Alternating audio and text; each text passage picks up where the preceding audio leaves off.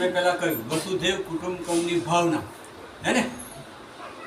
કુટુંબની અંદર ભાઈઓ વચ્ચે પણ પ્રેમ નથી. અત્યારે એવો સમય ચાલી રહ્યો છે હે ને.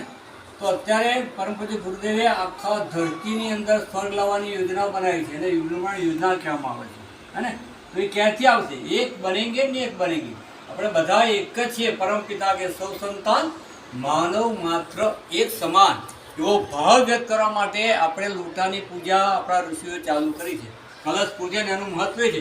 માત્ર લોટા પૂજવાથી કશું મળવાનું નથી, પણ એક થઈશું, નેક બનીશું અને બધાના હિતમાં આપણું હિત સાચવીશું તો નિશ્ચિત રૂપે આપણે કલશ દેવતાની પૂજા આપણને સાર્થક બનશે. તો કલશ પર હાથ જોડી રાખીએ, કલશ દેવતાની પ્રાર્થના કરીએ.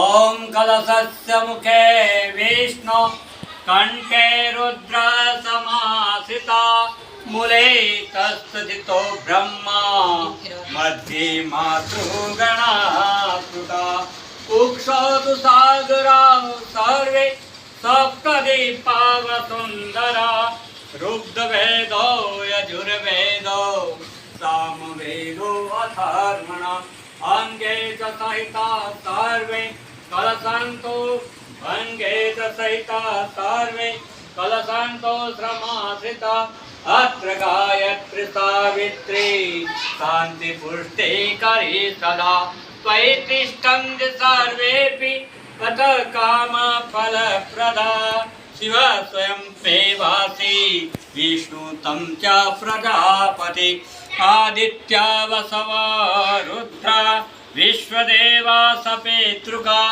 તૈ તિષ્ઠન્તિ સર્વેપી અત કામ ફલપ્રદા તત્વ પ્રસાદાદિં યજ્ઞં કર્તુમિહે જલોદ્ભવ સાનિધ્યં કુરુ મે દેવ પ્રસન્નો ભવ સર્વદા પ્રસન્નો ભવ સર્વદા. મસ્તક પર બંને નેત્રો પણ હૃદય પર લગાડો. ઓમ અમૃણાય નમઃ, ઓમ અમૃણાય નમઃ, ઓમ અમૃણાય નમઃ, ઓમ અમૃણાય નમઃ. અહીંયા ઓમ કલશ દેવતાભ્ય નમઃ. નમઃ પાર્વતી પતે હર હર મહાદેવ હર.